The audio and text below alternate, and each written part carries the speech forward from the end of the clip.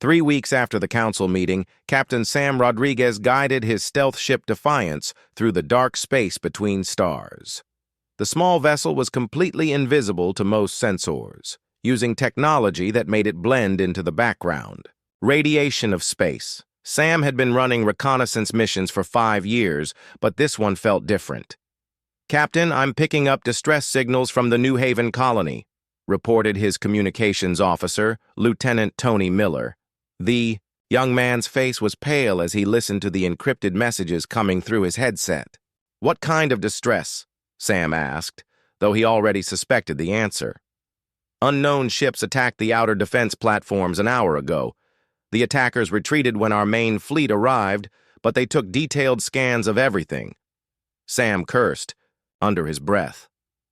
New Haven was one of humanity's largest colonies, home to 50 million people who had lived in secret for generations. If someone had found them, it meant their hiding was over. "Set course for New Haven, maximum stealth speed," he ordered. Meanwhile, on the council world of Valdor Prime, Agent Claire Watson sat in a small cafe reading reports on her datapad. To anyone watching, she looked like a typical council bureaucrat taking her lunch break. But Claire was human, one of dozens of deep-cover agents who had spent years infiltrating council society.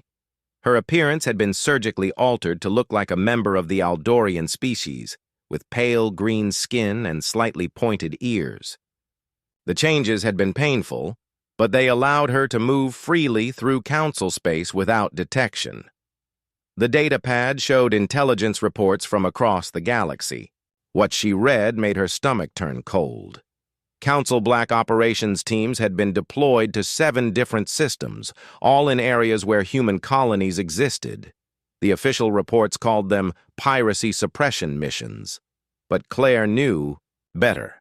She activated a hidden communication device built into her jewelry. The message she sent was brief but urgent. "Protocol 7 is active. They know where we are." On the hidden world of Liberty Station, General Marcus Cole received Claire's message while reviewing military readiness reports. The station was built inside a hollowed-out asteroid, completely hidden from outside detection. It served as the command center for all human military operations. Marcus was a veteran of dozens of covert missions, a man who had spent his entire career preparing for a war that might never come. Now it seemed that war was approaching faster than anyone had expected. "Colonel, activate all reserve fleets," he ordered his aide. "I want every ship we have ready for combat within 48 hours. Sir, that's over 300 vessels. Moving that many ships will be impossible to hide." "Then we don't hide them," Marcus replied grimly. "Send the order to all colony worlds. Prepare for full disclosure." Back in council space, Counselor Thiss was having trouble sleeping. The official reports about the Outer Rim incidents didn't match what her own intelligence sources were telling her.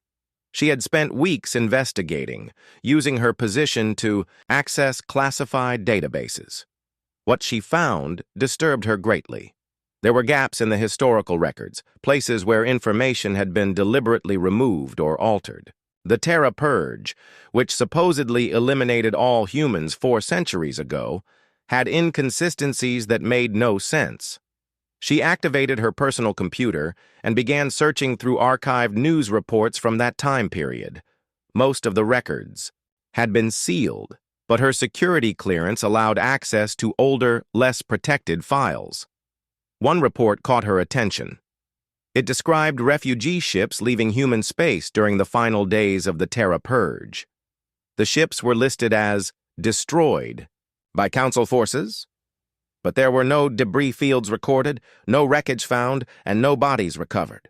"Computer, search for any records of human survivors after the Terra Purge," she commanded. "Access denied. Information classified above your security level." Thiss leaned back in her chair. Why would survivor records be classified if there were no survivors? The more she investigated, the more convinced she became that something was very wrong with the official history. Captain Sam Rodriguez arrived at New Haven to find the colony on high alert.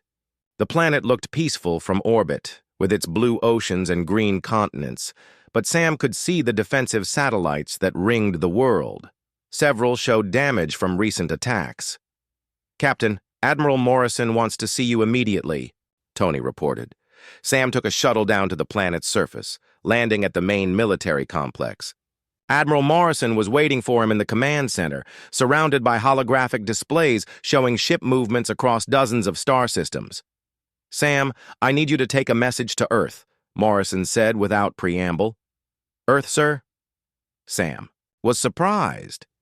Humanity's homeworld was the most heavily guarded secret in their civilization. Only a few dozen people knew its exact location. "The Council is moving against all our colonies simultaneously. This isn't random piracy or exploration.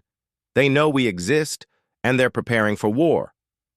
Morrison activated a star chart that showed the positions of Council fleets. Red markers indicated human colonies that had been discovered or attacked. There were 12 of them, scattered across thousands of light years. "How did they find us?" Sam asked.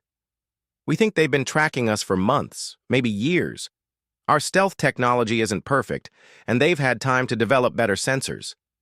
Dr. Lisa Grant joined the conversation, her face serious. "Sam, we've detected at least 40 Council ships moving toward our territories. They're not exploration vessels. These are military formations." Sam studied the displays. The Council had never mobilized this many ships at once, not in 3 centuries of peace. "What does Earth Command want us to do?" "President Hayes is calling." "An emergency session of the Colonial Council," Morrison replied. "Every colony leader, every fleet commander, every intelligence operative. We need to decide whether to run deeper into space, fight back, or reveal ourselves to the galaxy." "Reveal ourselves?" Sam couldn't hide his shock. "Sir, the Council told the galaxy we were extinct. If we suddenly appear, it could start a panic that destroys everything they've built." "Maybe," Morrison agreed. "But hiding isn't working anymore. They're hunting us, and eventually they'll find Earth." On the other side of the galaxy, Premier Zalak of the Krex Empire received reports of the Council's military movements with great interest. The Krex were a warrior species that had been contained by Council policies for decades. Any disruption to Council power was an opportunity they couldn't ignore. "General Vortex, are our forces ready for rapid deployment?"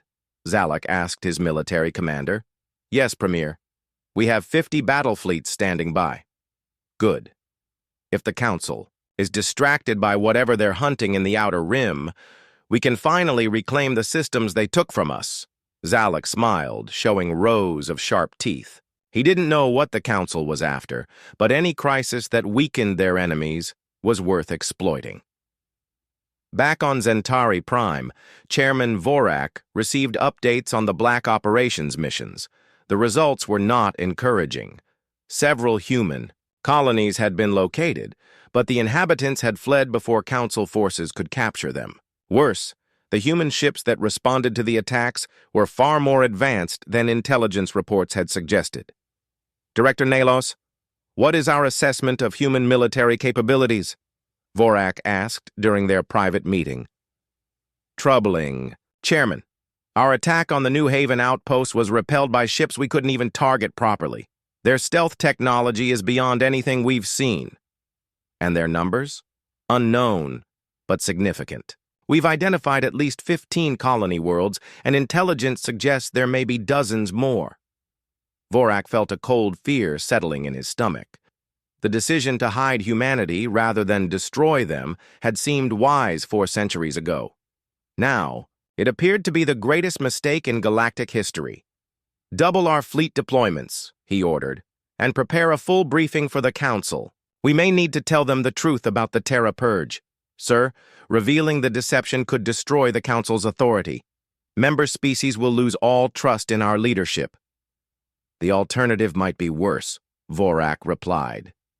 "If humans have been developing in isolation for 400 years, they may now be more dangerous than we ever imagined." As reports continued to flood in from across the galaxy, it became clear that the age of secrets was ending. Humanity was about to be revealed to a galaxy that had been told they no longer existed, and no one knew what would happen next. Empress Valdara Keth screamed in rage as the reports reached her throne room. Her 4 arms swept across the control panel, sending sparks flying. Her golden eyes blazed with fury that could have melted steel. "Thex surrendered?" she shrieked. "My own nephew surrendered to these primitives?" General Korath stood very still. He had served the Empress for 50 years, but he had never seen her this angry. Around the throne room, other officers pressed themselves against the walls, trying to become invisible. "Majesty, Admiral Thex had no choice," Korath said carefully. "His fleet was destroyed. The humans had overwhelming numbers." Valdara spun around to face him. "Overwhelming numbers? They had less than 100 ships." "No, Majesty. Our intelligence was wrong. The humans brought over 1,000 vessels to the battle. Each of their large ships carried hundreds of smaller fighters." For a moment, Valdara said nothing. Her breathing was fast and shallow. Then she began to laugh. The sound was cold and terrible. 1,000 ships? Impossible. No species has ever built that many warships. She paused. Unless... Her face went pale. "General, how many ships do the humans have in total?" Korath checked his datapad with shaking hands. "Unknown, Majesty. Our scouts estimate they may have several thousand vessels scattered across their territory." Valdara felt something she had never experienced before. Fear. Real, bone-deep terror. If the humans had thousands of ships, then the Zephyrian Empire was in mortal danger. "We destroy them," she said suddenly. "We destroy them all. Every human world, every human ship. We burn their entire species from the galaxy." Meanwhile, Admiral Morrison was dealing with a very different problem. His fleet had won a complete victory, but now he had to decide what to do with it. Sitting in his ready room, he studied reports from across the battlefield. "Casualties?" he asked Captain Chang. "Remarkably light, sir. 17 fighters lost. 43 crew members wounded, none killed. The aliens were so confused by our tactics they barely managed to fight back." Morrison nodded. "What about alien casualties?" "Heavy, sir. 22 of their ships destroyed completely. The rest are heavily damaged. We estimate 8,000 alien deaths." Morrison frowned. 8,000 deaths. That was 8,000. Beings who would never go home to their families. War was never clean, but he hated the waste of life. "Sir, we're receiving a priority message from Dr. Phillips," Chang said. Dr. Phillips appeared on the communication screen. He looked excited and worried at the same time. "Admiral, I've been analyzing captured Zephyrian communications. The Empress is planning something called the Final Protocol. From what I can understand, it's some kind of planet-killing weapon." Morrison sat up straight. "Planet-killing weapon?" "Yes, sir. An ancient device that can destroy entire star systems. The Empress plans to use it on human colonies if we don't withdraw immediately." Morrison was quiet for a long moment. Then he turned to Chang. "How many human civilians are in the border colonies?" "Approximately 40 million, sir." 40 million. Innocent people. Morrison had spent his career protecting civilians. Now, an alien madwoman was threatening to murder them all. "Send a message to General Stone on Luna," Morrison ordered. "Tell her we need the full fleet, not just the 1,000 ships we requested, everything we have." Captain Helen Davis was Morrison's diplomatic officer. She was a small woman with gray hair and kind eyes. Her job was to find peaceful solutions to impossible problems. Right now, she was trying to contact someone, anyone, in the Zephyrian government who might listen to reason. "Admiral, I've been monitoring their internal communications," Davis reported. "There's a faction led by someone called Prince Zethon. He's the Empress's son, and he's arguing against using the planet-killer weapon." "Can we contact him directly?" Morrison asked. "I believe so, sir. But it would be very dangerous for him. If the Empress discovers he's talking to us, she might execute him." Morrison thought about that. "Try anyway. We need allies in their government, or this war will end with millions of dead civilians." Prince Zethon was indeed arguing with his Mother. He stood in her private chamber trying to make her see reason. Unlike his mother, Zethon had studied other species carefully.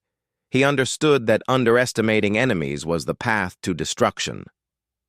Mother, using the final protocol will accomplish nothing, he said. The humans will simply retaliate by destroying our worlds. This war needs to end before we all die. Valdera turned her fury on her son. Are you a coward, Zethon? Your grandfather conquered half the galaxy. Your great-grandfather built this empire with blood and steel, and you want to surrender to primitives? I want our people to survive, Zethon replied quietly. Mother, I've seen the intelligence reports you refuse to read. The humans have thousands of ships. Their technology is more advanced than ours. Their industrial capacity is beyond anything we've ever seen. Valdara slapped him across the face with one of her 4 hands. Lies.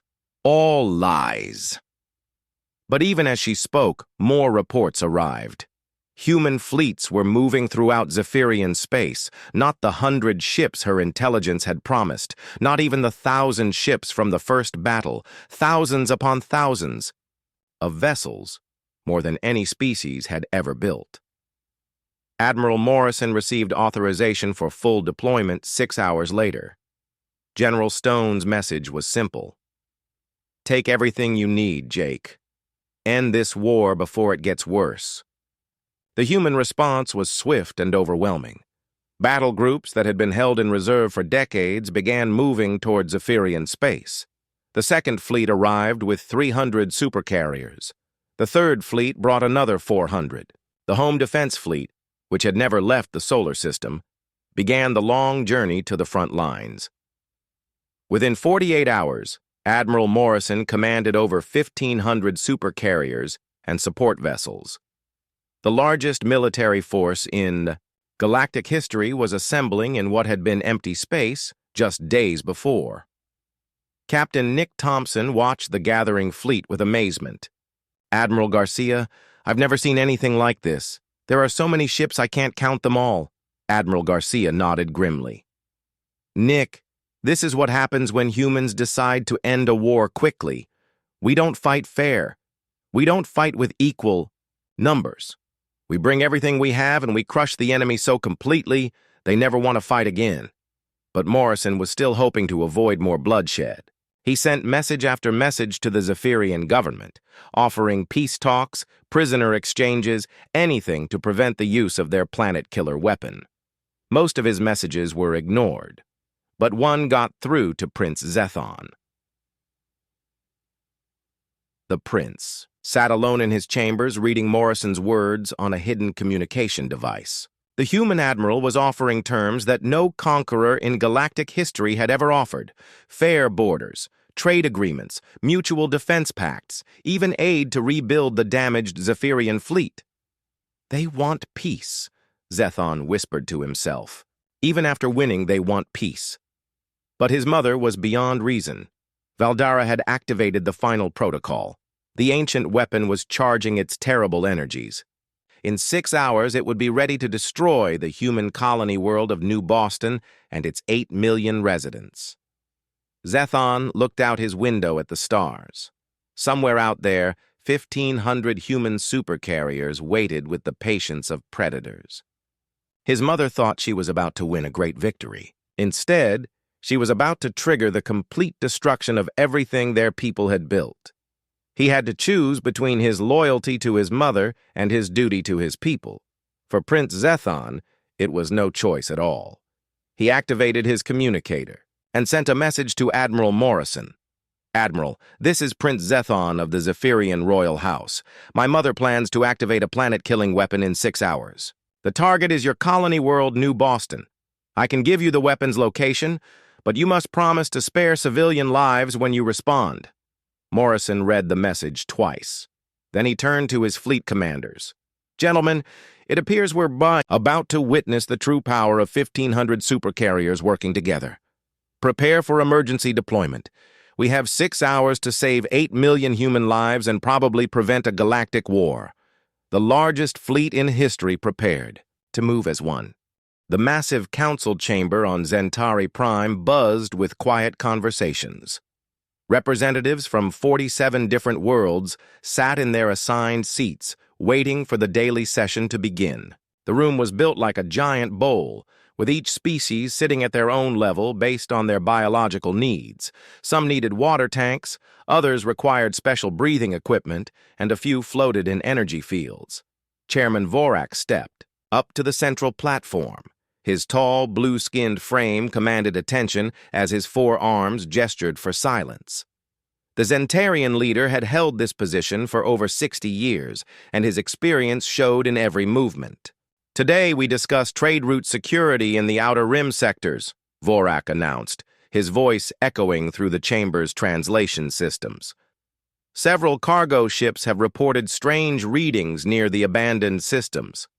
Counselor Theiss, a reptilian delegate from the Saurian Collective, raised her scaled hand. "What kind of strange readings, Chairman? Our merchants are growing concerned about traveling through those areas." Vorak's expression remained calm, but his lower pair of arms twitched slightly. "Sensor ghosts, most likely. The old human territories still have debris from the Terra Purge. Sometimes it interferes with ship systems." The mention of humans caused an uncomfortable silence in the chamber. Everyone knew the story. 400 years ago, the violent and unpredictable human race had been eliminated for the safety of the galaxy. It was taught in every school, recorded in every history book, and served as a warning about what happened to species that could not control their aggressive nature. "Perhaps we should send a survey team to clear the debris," suggested Delegate Corax from the Methane Collective. His translated voice had a mechanical quality that made some representatives uncomfortable. "That won't be necessary," Vorak replied. "Quickly. The areas are already marked as hazardous. Ships should simply avoid them." But Counselor Theiss was not satisfied. She had been reviewing shipping reports for weeks, and something felt wrong. "Chairman, the readings don't match typical debris patterns. Some of our captains claim they saw organized formations moving through those systems." Vorak's four eyes focused on the reptilian delegate. "Organized formations of what, Counselor Theiss?" "Unknown ships, sir. Large ones." A murmur spread through the chamber. Unknown ships meant potential threats, and the galaxy had enjoyed peace for 3 centuries. "Under the Council's guidance, I will have our Intelligence Division investigate these reports," Vorak declared. "For now, all ships should continue to avoid the former human territories. This session is adjourned." As the representatives filed out of the chamber, Vorak remained on the platform. He waited until the room was empty before activating his private communicator. "Director Nalos, please report to my office immediately," he said into the device. Within minutes, a thin, gray-skinned being materialized in Vorak's private chamber through a teleportation pad. Director Nalos served as head of the Council's intelligence operations, and his species had natural telepathic abilities that made them excellent at gathering information. "You heard the session?" Vorak asked. "Yes, Chairman. The Saurian delegate is asking difficult questions." Vorak moved to his window, which looked out over the sprawling capital city of Zentari Prime.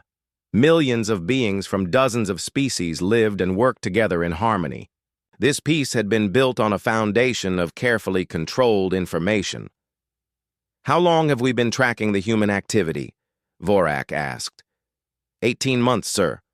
Our deep space monitors have detected increasing ship movements in 7 different systems, all in areas that were supposedly sterilized during the Terra Purge."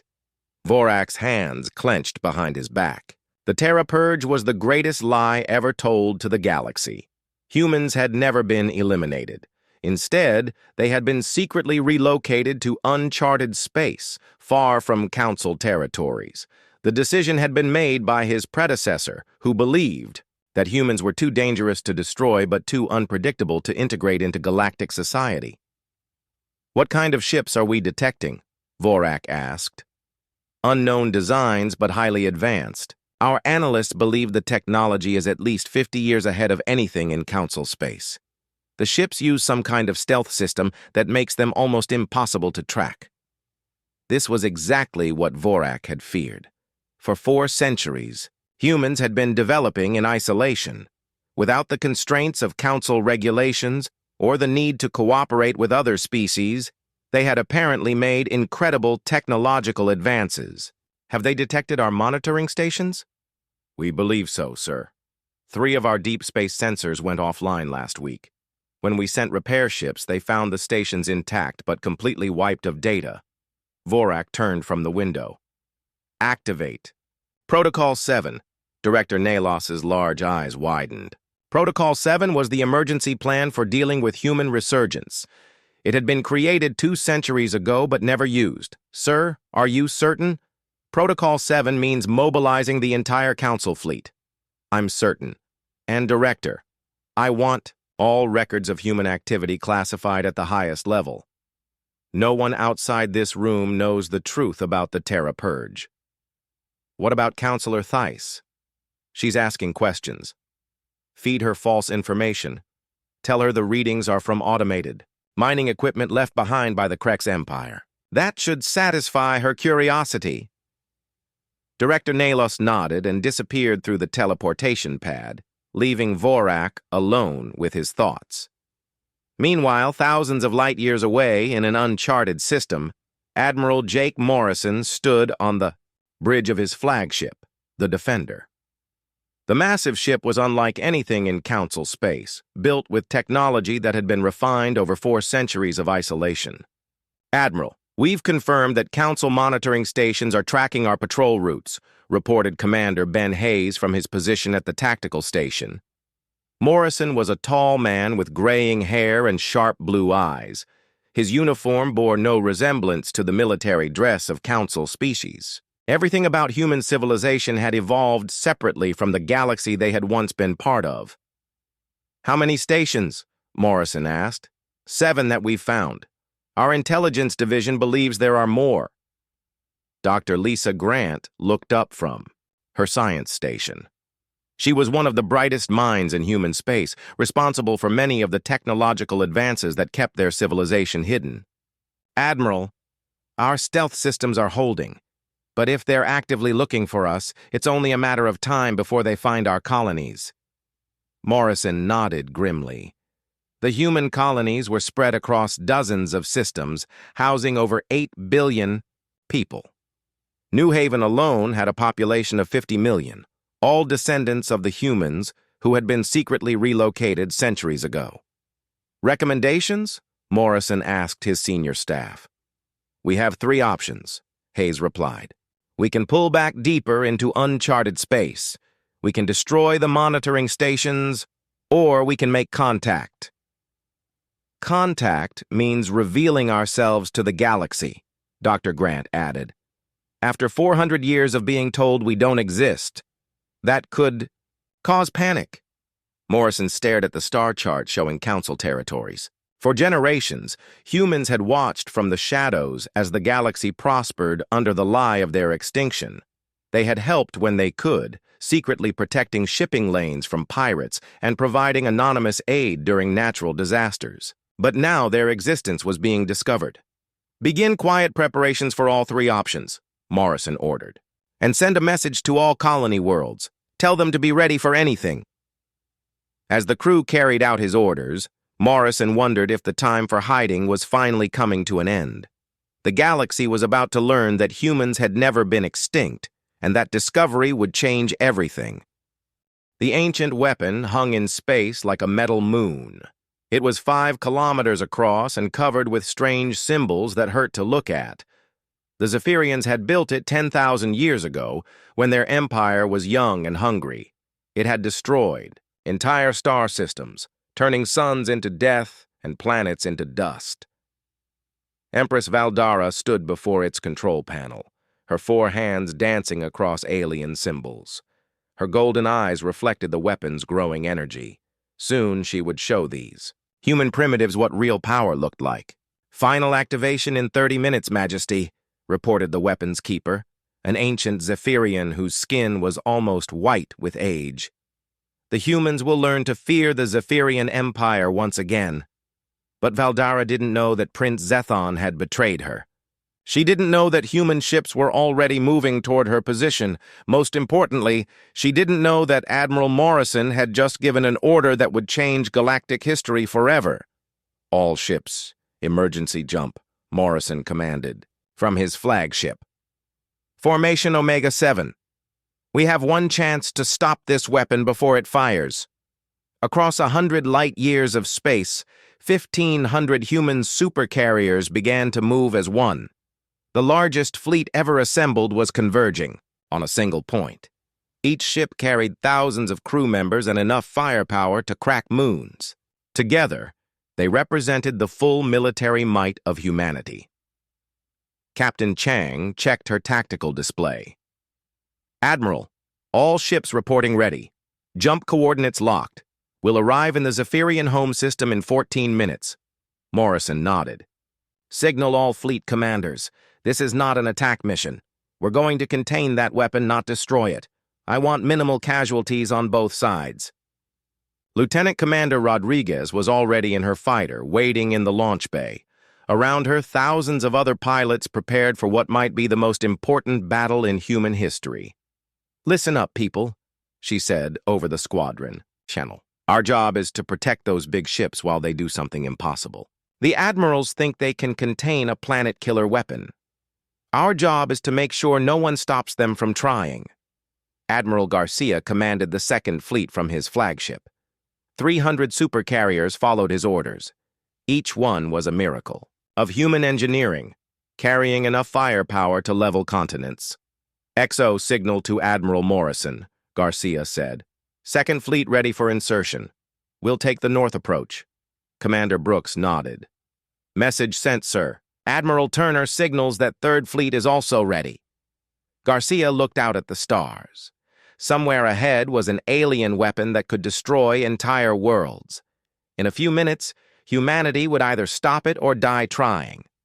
The jump lasted only seconds, but it felt like hours. When the human fleet emerged from hyperspace, they found themselves in the heart of the Zephyrian Empire.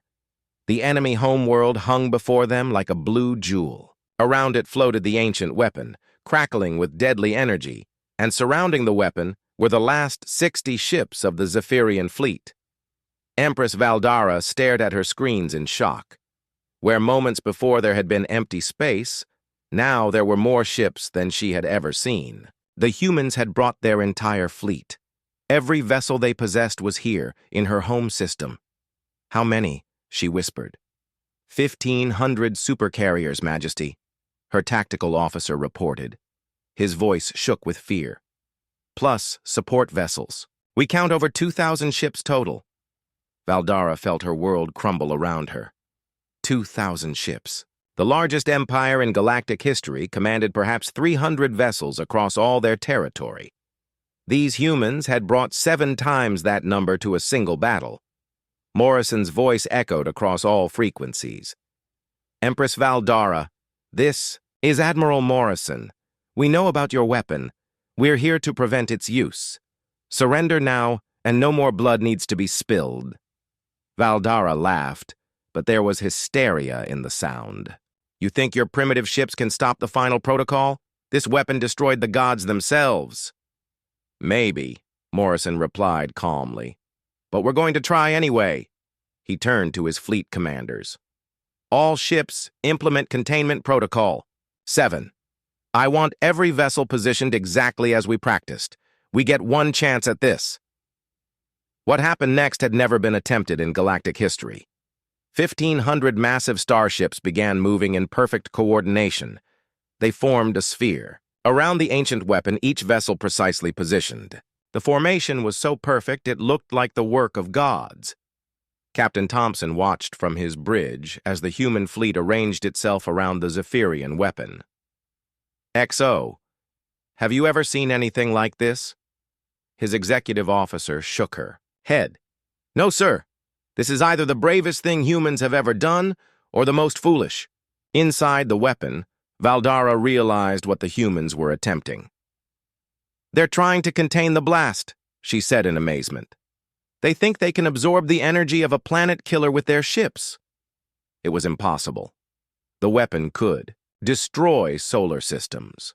No fleet, no matter how large, could survive its full power. But Morrison had studied the ancient weapon carefully. Dr. Phillips had discovered something important about its design. The weapon focused its energy in a single direction, like a massive cannon.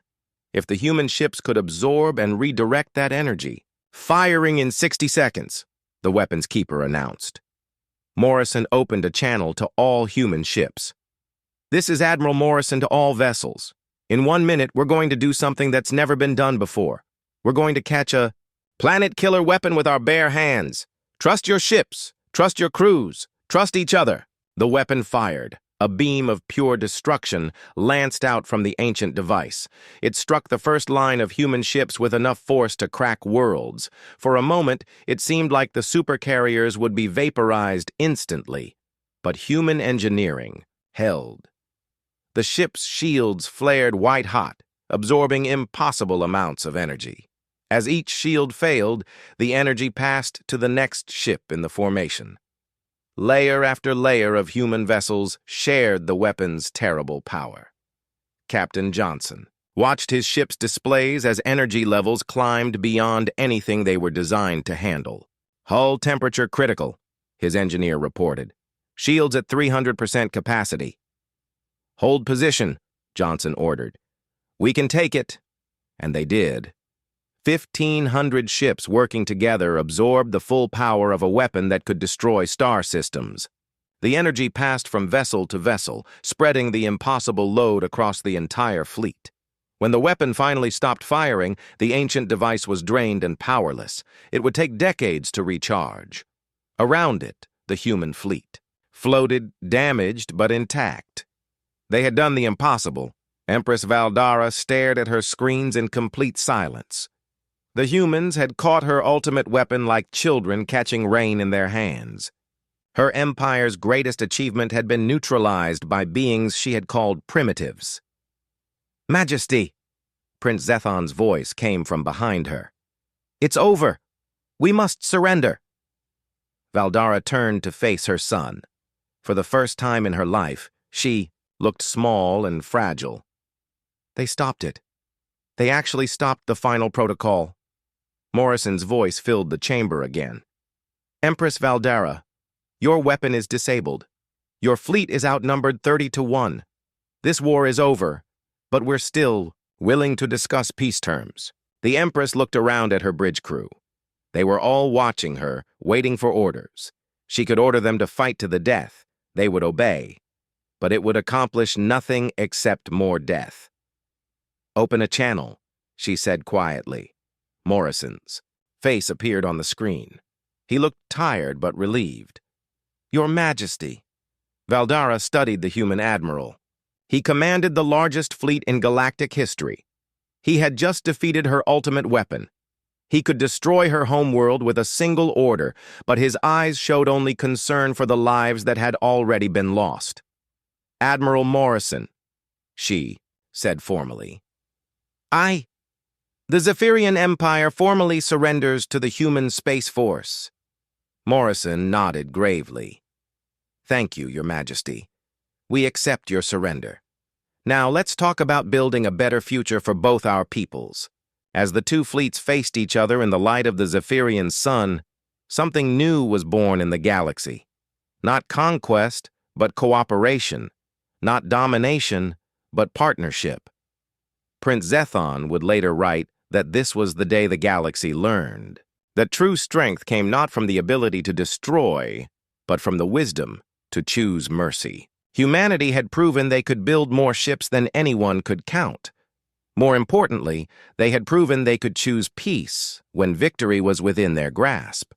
The age of human dominance had begun. But it would be remembered not for the 1,000 supercarriers that enforced it, but for the moment when the most powerful fleet in history chose to stop a war rather than win it. Admiral Thex commanded the pride of the Zephyrian Empire. His fleet of 87 warships had never known defeat. Each vessel carried the most advanced weapons his people had ever built: energy cannons that could melt asteroids, psychic amplifiers that could drive enemy crews insane, shields that had turned away every attack for 3 centuries. Thex was Empress Valdara's nephew. He had her golden eyes and her absolute confidence. Standing on the bridge of his flagship, he watched the scanner, displays with satisfaction. The human fleet was approaching exactly as predicted. "Uncle, the primitives are coming," he said into his communicator. 89 ships, larger than expected but still pathetic compared to our forces. On her distant throne ship, Valdara smiled, coldly. "Destroy them all, Thex. Leave no survivors. I want every species in the galaxy to know what happens when they defy the Zephyrian Empire." Thex cut the communication and turned to his weapons officer. "Prepare the psychic attack.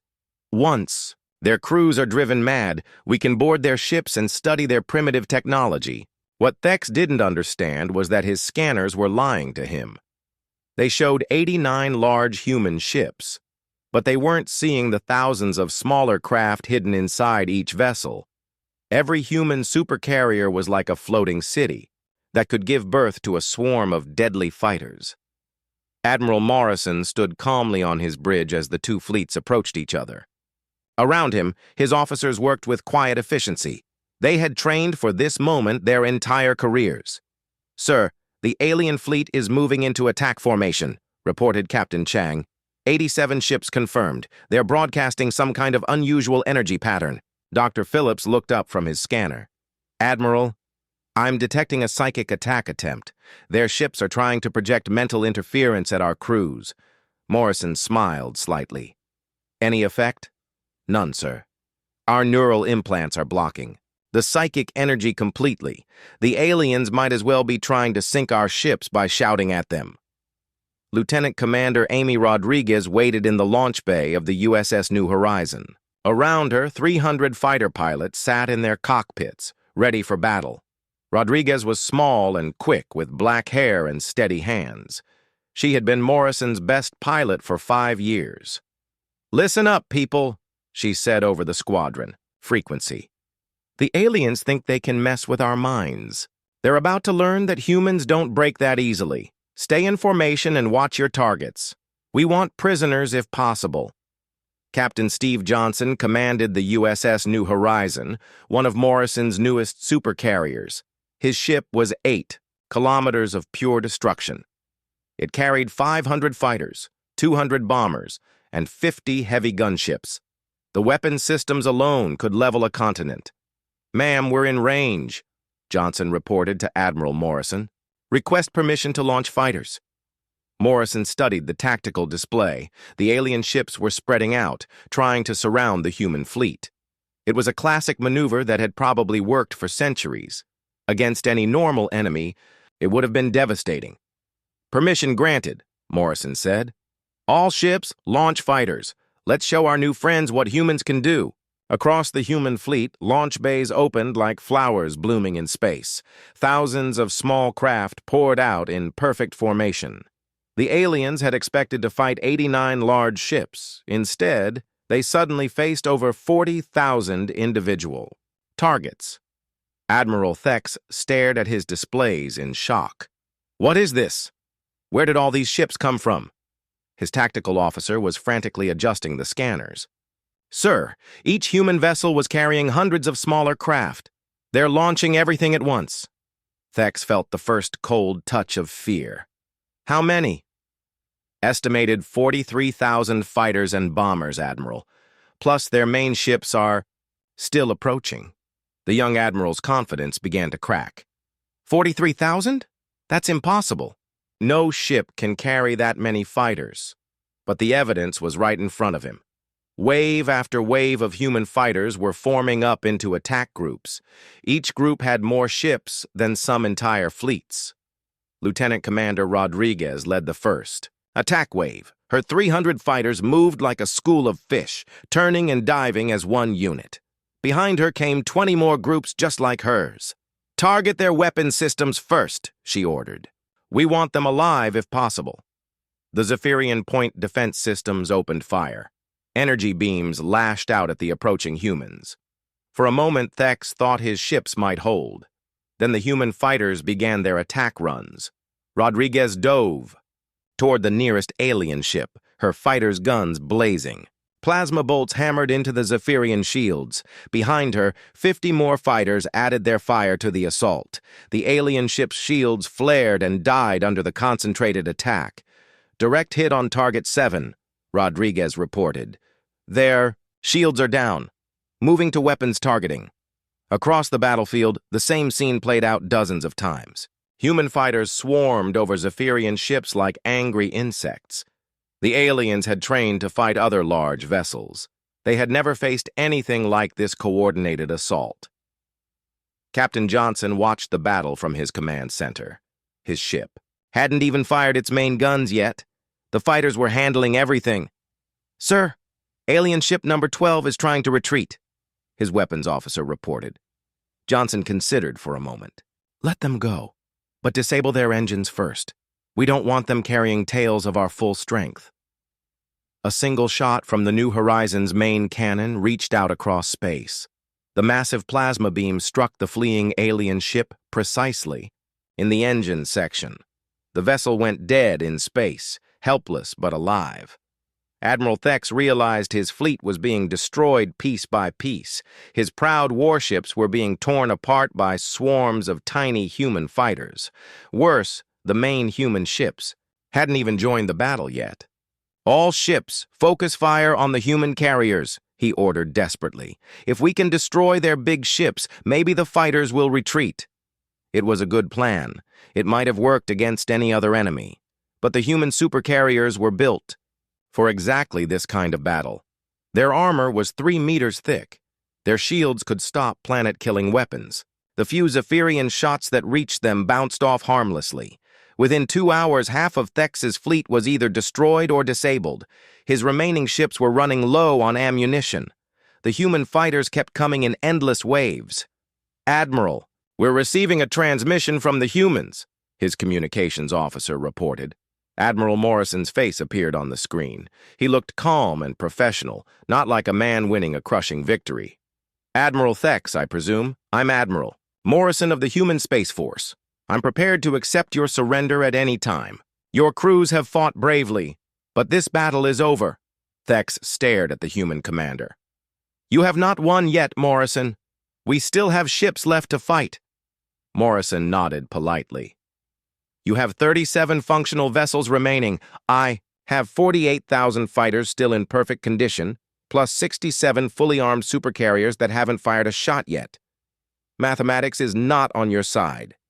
The truth of those words hit Thex like a physical blow. He looked around. His bridge at his surviving officers. They were all watching him, waiting for orders. He could keep fighting and watch them all die. Or he could accept reality. Thex began, then stopped.